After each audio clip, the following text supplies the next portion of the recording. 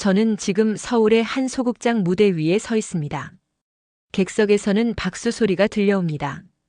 제가 추고 싶었던 춤을 제가 원하는 방식으로 출 수 있다는 게 아직도 믿기지 않습니다. 이곳에서는 제 몸이 저의 것입니다. 하지만 불과 몇 년 전만 해도 저는 전혀 다른 무대에 서 있었습니다. 그날도 공연이 있었습니다. 베이징의 한 대형 공연장이었습니다. 저는 붉은 치마를 입고 무대 뒤에서 대기하고 있었습니다. 이미 1000번도 넘게 춘 춤이었습니다. 같은 동작, 같은 표정, 같은 미소. 로봇처럼 정확하게 움직여야 했습니다. 1mm라도 틀리면 안 되는 춤이었습니다. 그런데 그 순간 무대 옆 커튼 사이로 객석이 보였습니다. 중국 관객들이었습니다. 그들은 자유롭게 웃고 떠들었습니다. 누군가는 핸드폰으로 사진을 찍었습니다. 평범한 사람들이었습니다. 우리 같은 예술인들처럼 10년 넘게 훈련받지 않아도 정치 사상 시험을 통과하지 않아도 그냥 공연을 즐기러 온 사람들이었습니다. 그때 깨달았습니다. 제 옆에 서 있던 보이부 요원의 시선이 느껴졌습니다. 항상 그랬습니다. 공연장 어디를 가든 감시가 따라붙었습니다. 화장실도 둘씩 가야 했습니다. 현지인과 대화는 절대 금지였습니다. 호텔방도 도청 장치가 있다는 걸 모두 알고 있었습니다. 저는 10살 때부터 예술학교에 다녔습니다.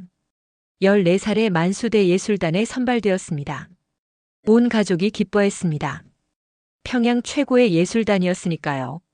하지만 그곳에서의 10년은 제가 상상했던 것과 달랐습니다. 베이징 공연장 무대 뒤에서 음악이 시작되었습니다.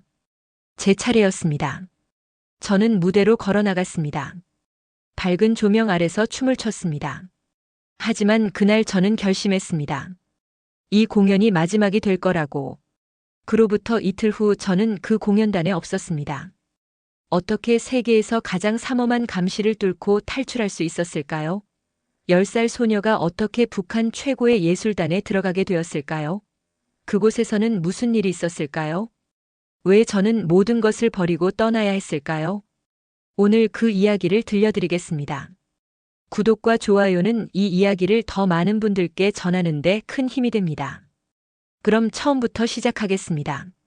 제가 10살이었을 때 저는 평양 모란봉구역의 한 인민학교에 다니고 있었습니다. 그날 담임 선생님이 저를 따로 불렀습니다.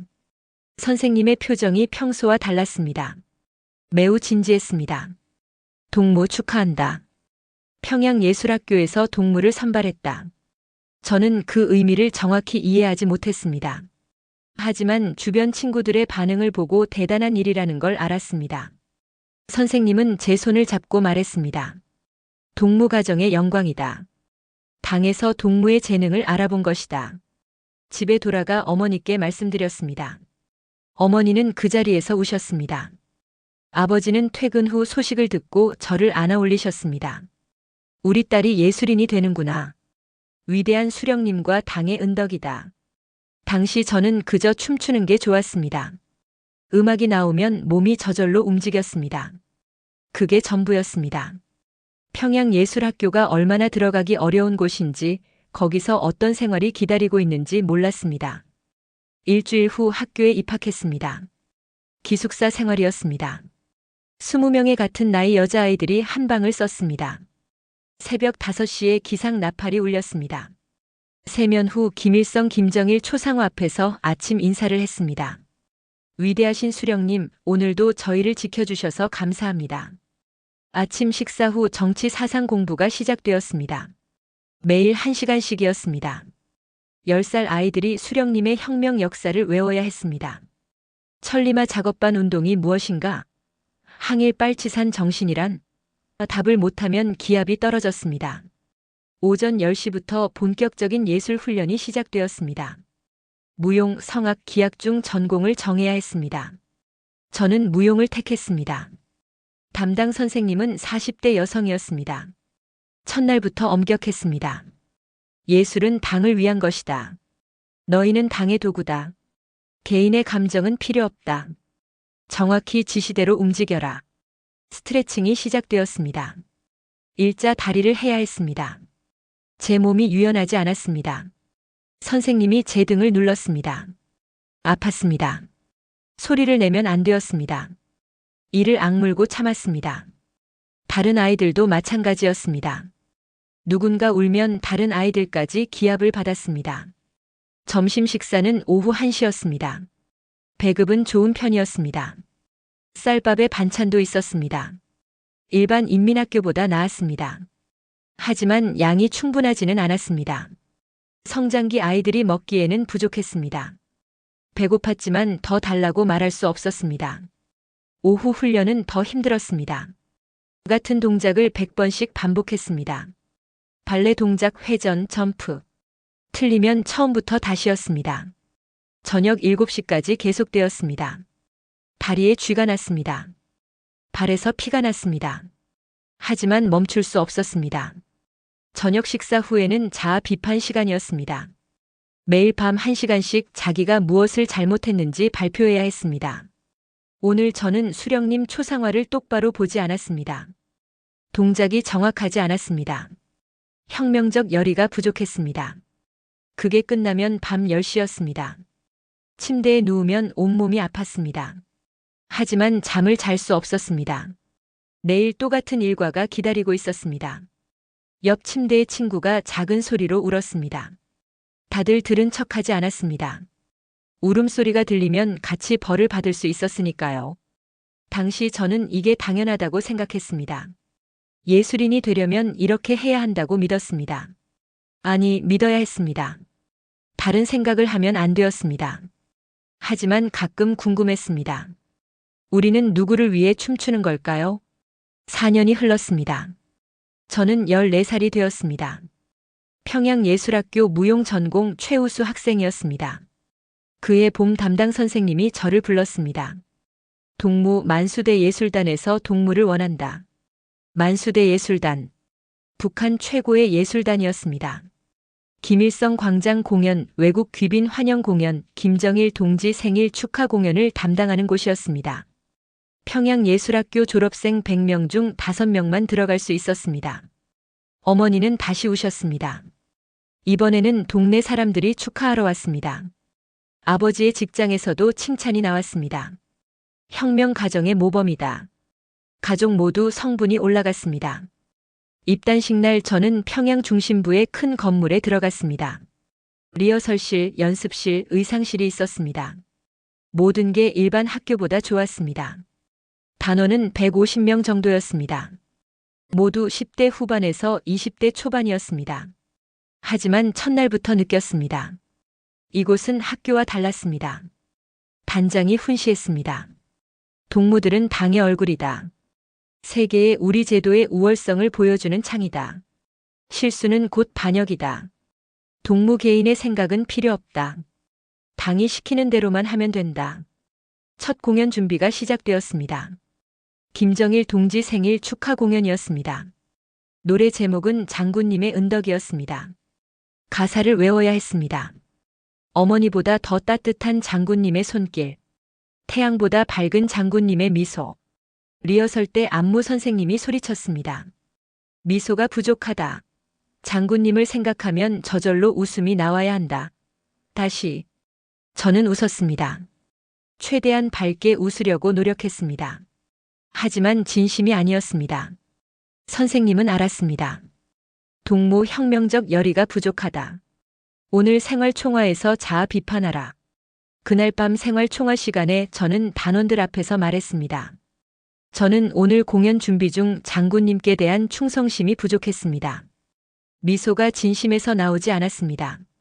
저는 부르주아 사상의 잔재를 청산하지 못했습니다. 앞으로 더 노력하겠습니다. 다들 박수쳤습니다. 단장이 말했습니다. 자아 비판이 정확하다. 동무의 발전을 기대한다. 공연일이 다가왔습니다. 평양체육관이었습니다. 10,000명이 넘는 관중이었습니다. 첫 줄에는 당 간부들이 앉았습니다.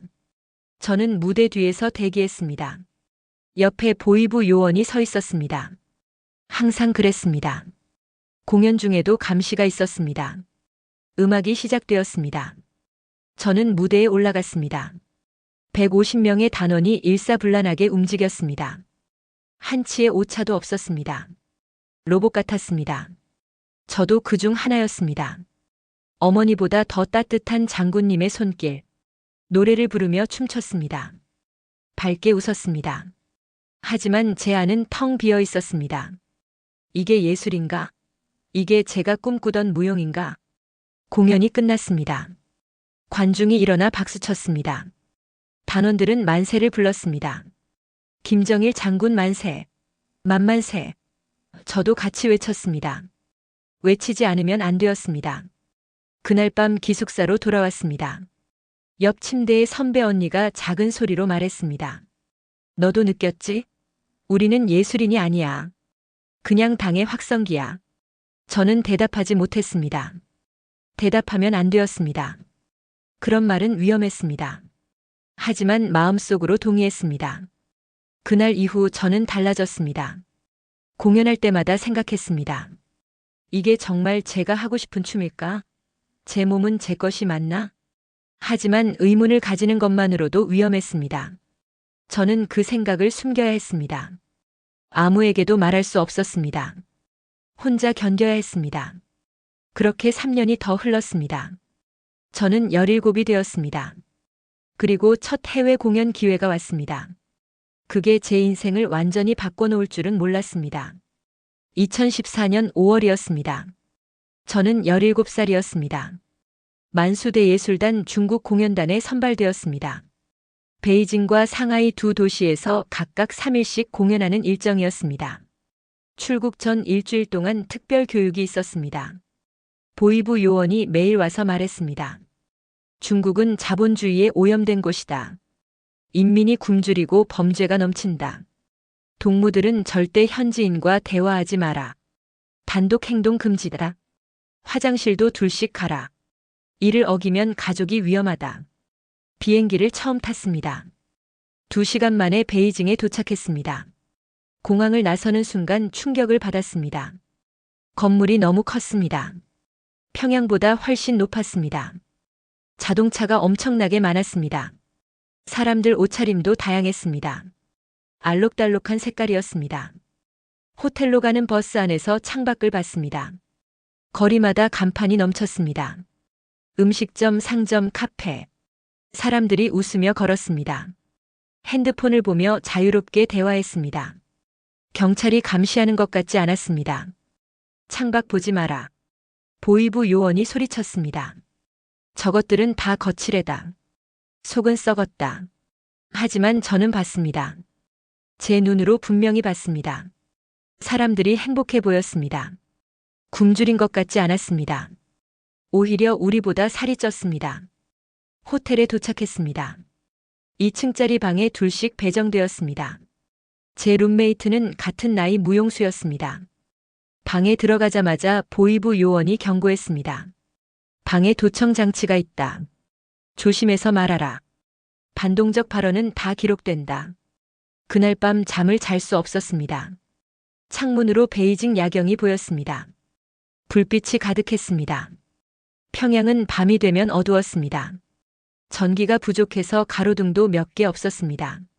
하지만 이곳은 달랐습니다. 밤인데도 낮 같았습니다. 다음 날 리허설이 있었습니다. 베이징 대극장이었습니다. 무대가 엄청났습니다. 조명시설, 음향시설 모든 게 최신이었습니다. 평양보다 좋았습니다.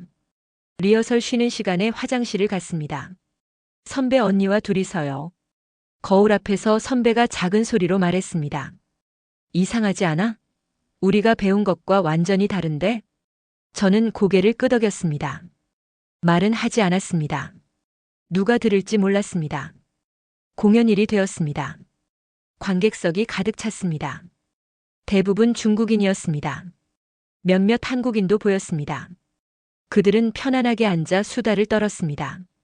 우리나라 공연장처럼 긴장된 분위기가 아니었습니다. 공연이 시작되었습니다. 위대한 장군님 만세 노래를 불렀습니다. 춤을 췄습니다. 하지만 관객들 반응이 미지근했습니다. 박수는 쳤지만 열광하지 않았습니다. 평양 공연 때처럼 모두 일어나서 만세를 부르지 않았습니다. 그때 깨달았습니다. 평양 관객들은 박수치고 만세 부르는 게 의무였습니다. 하지 않으면 문제가 생겼습니다. 하지만 이곳 사람들은 진짜로 좋아서 박수치는 것이었습니다. 그게 차이였습니다. 공연 후 호텔로 돌아오는 버스 안이었습니다. 보이부 요원이 졸고 있었습니다. 옆자리 선배가 제 귀에 속삭였습니다. 우리가 배운 게 다 거짓말인 것 같아. 중국이 굶주린다고 했잖아. 근데 여기 사람들 다 살찐 거 봤어? 평양보다 잘 사는 것 같은데 저도 속삭였습니다. 저도 그렇게 생각했어요. 그럼 우리는 뭐지? 왜 우리만 이렇게 살아야 하지? 대답할 수 없었습니다. 하지만 그 질문은 제 머릿속에 계속 남았습니다. 그날 밤 또 잠을 이룰 수 없었습니다. 창밖을 봤습니다. 거리에는 아직도 사람들이 걸어 다녔습니다. 밤 11시인데도 식당이 열려 있었습니다. 자유로워 보였습니다. 그리고 생각했습니다. 저도 저렇게 살 수 있을까? 제가 추고 싶은 춤을 출 수 있을까? 감시 없이 살 수 있을까? 그 순간 무서운 생각이 들었습니다. 여기서 도망치면 어떻게 될까? 아니, 안 돼. 저는 고개를 저었습니다. 가족이 있었습니다. 부모님이, 동생이 평양에 있었습니다. 제가 도망치면 그들이 정치범 수용소에 갈 것이었습니다.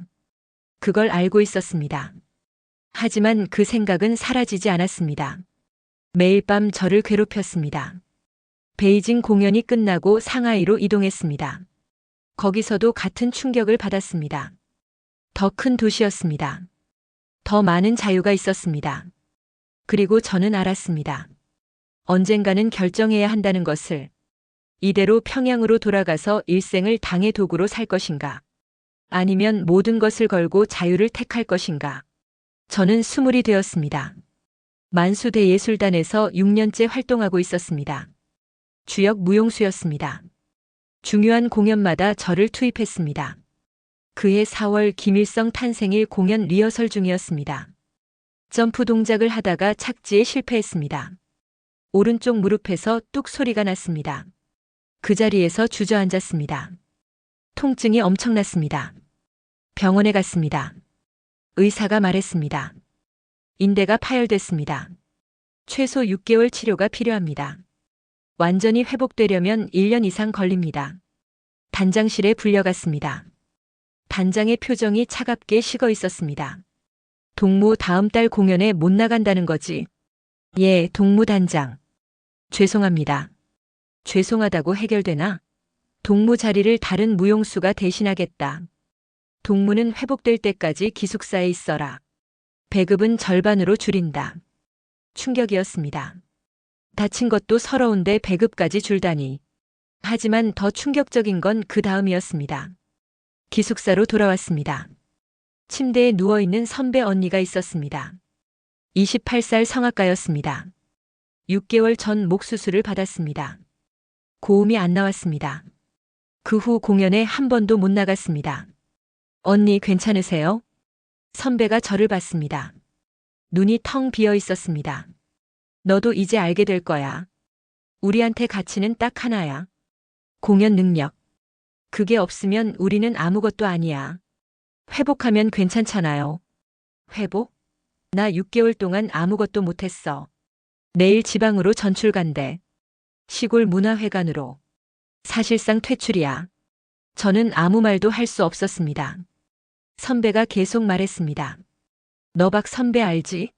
3년 전 허리 다쳤던. 예, 알아요. 그 언니 어떻게 됐는지 알아? 선배의 목소리가 떨렸습니다. 정치범 수용소 갔어. 공연 못하니까 쓸모없다고. 그래서 어디서든 뭔가 잘못한 거 찾아내서 보낸 거야. 온몸이 얼어붙었습니다. 박 선배는 친절한 사람이었습니다. 제가 처음 입단했을 때 많이 도와줬습니다. 그런 사람이 수용소에 갔다니. 왜 아무도 말 안 했어요? 말하면 안 돼. 우리 모두 알지만 모른 척 해야 해. 그게 여기서 사는 법이야. 그날 밤 잠을 이룰 수 없었습니다. 무릎이 아팠습니다. 하지만 더 아픈 건 마음이었습니다. 제 미래가 보였습니다. 무릎이 완전히 회복 안 되면 저도 지방으로 쫓겨날 것이었습니다. 혹은 뭔가 트집 잡혀서 수용소로 갈 수도 있었습니다. 20년을 여기서 예술을 한다고 살았습니다. 10살 때부터 하루도 쉬지 않고 훈련했습니다. 그런데 결국 우리는 소모품이었습니다. 쓸만하면 쓰고 못 쓰면 버리는 도구였습니다. 다음 날 재활치료를 시작했습니다. 물리치료실에서 혼자 운동했습니다. 단원들은 모두 공연 준비로 바빴습니다. 아무도 저를 찾지 않았습니다. 존재감이 사라졌습니다. 그때 결심했습니다. 다시 기회가 오면 반드시 떠나겠다고. 이곳에서는 미래가 없었습니다. 나이가 들면 버려질 것이었습니다. 가치가 없어지면 위험해질 것이었습니다. 그리고 1년 후 다시 중국 공연 기회가 왔습니다. 무릎이 거의 회복되었습니다. 단장이 저를 불렀습니다. 동무 베이징 공연에 투입한다. 잘하면 다시 기회를 준다. 저는 예라고 대답했습니다. 하지만 마음속으로 다짐했습니다. 이번이 마지막이다. 이번에는 돌아오지 않겠다. 무슨 일이 있어도. 2018년 10월이었습니다. 저는 21살이었습니다. 다시 베이징에 왔습니다. 4년 만이었습니다. 공연 이틀 전이었습니다. 저는 이미 계획을 세워뒀습니다. 공연 당일 화장실을 핑계로 빠져나가는 것이었습니다. 하지만 문제가 있었습니다. 화장실도 둘씩 가야 했습니다.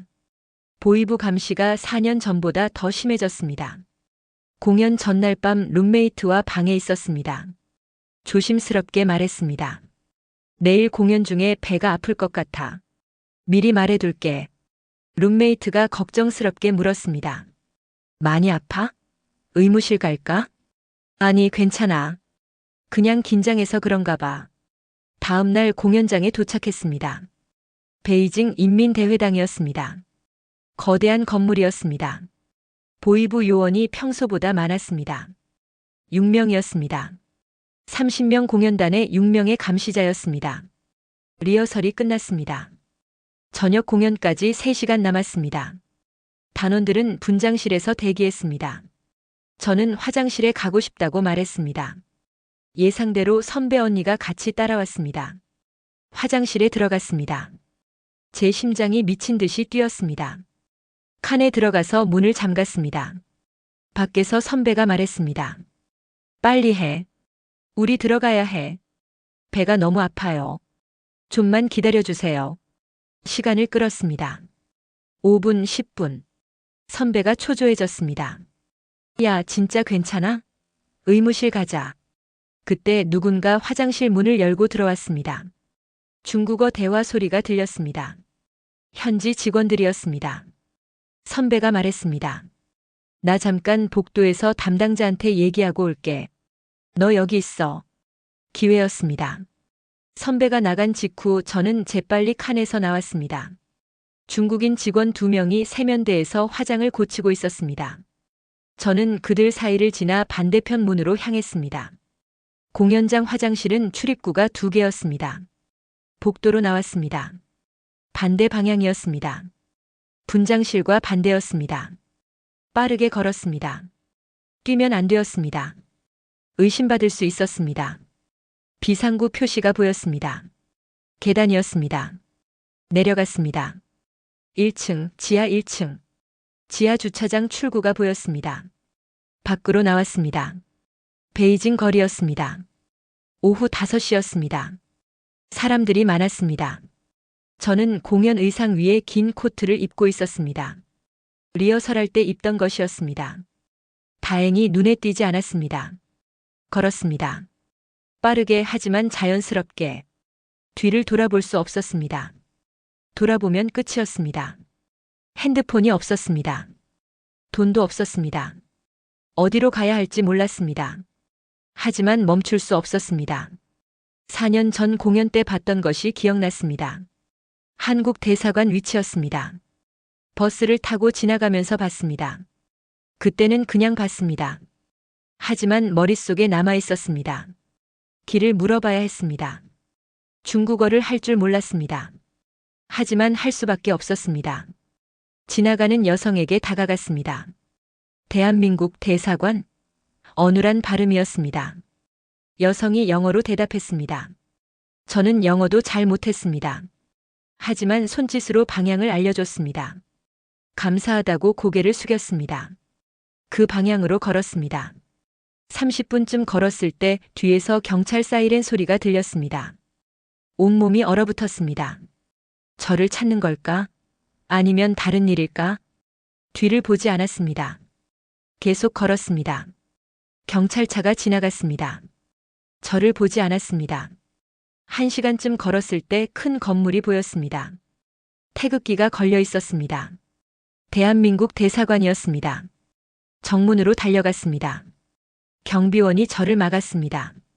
중국어로 뭐라고 했습니다. 저는 한국어로 소리쳤습니다. 저 북한에서 왔어요. 도와주세요. 탈북자예요. 경비원이 놀랐습니다. 무전기에 대고 뭐라고 말했습니다. 잠시 후 한국 직원이 나왔습니다. 북한에서 오셨어요? 예, 예술단에서 왔어요. 도와주세요. 직원이 저를 안으로 데려갔습니다. 문이 닫혔습니다.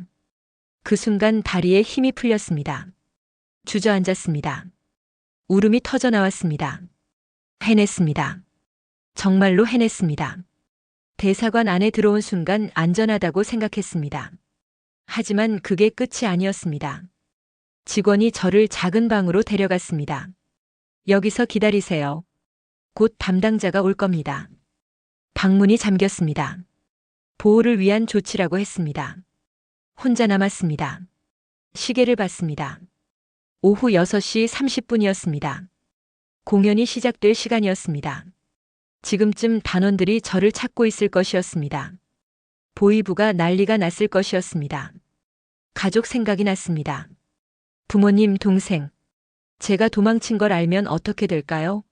정치범 수용소에 갈까요? 아니면 그보다 더한 처벌을 받을까요? 죄책감이 밀려왔습니다. 하지만 돌아갈 수 없었습니다. 돌아가면 저도 끝이었습니다. 가족도 결국 위험해질 것이었습니다. 저는 이미 체제를 의심했고 탈출했습니다. 용서받을 수 없었습니다. 1시간 후 한국 영사가 들어왔습니다. 40대 남성이었습니다. 친절했습니다. 힘드셨죠? 일단 안전합니다. 천천히 상황을 설명해 주세요. 저는 모든 것을 말했습니다. 만수대예술단 부상 선배들의 비극 탈출 과정. 영사는 메모하며 들었습니다. 이제 어떻게 되나요? 제가 물었습니다. 중국 정부가 당신을 북한으로 돌려보내려고 할 겁니다. 하지만 우리가 막을 겁니다. 며칠 안에 제3국으로 보낼 계획입니다. 거기서 한국으로 갈 수 있어요. 제3국이요? 보통 동남아시아를 경유합니다. 정확한 나라는 말씀드릴 수 없어요. 보안 때문에. 이틀 동안 대사관 안에 머물렀습니다. 작은 방이었지만 편안했습니다. 한국 음식을 처음 먹었습니다. 김치찌개였습니다. 맛이 강했습니다. 북한 음식과 달랐습니다. 하지만 맛있었습니다. 밤에는 잠을 잘 수 없었습니다. 북한 보위부가 대사관 밖에서 기다리고 있을까요? 중국 경찰이 저를 끌고 갈까요? 불안했습니다. 사흘째 되는 날 영사가 왔습니다. 오늘 밤 출발합니다. 준비하세요. 밤 11시였습니다.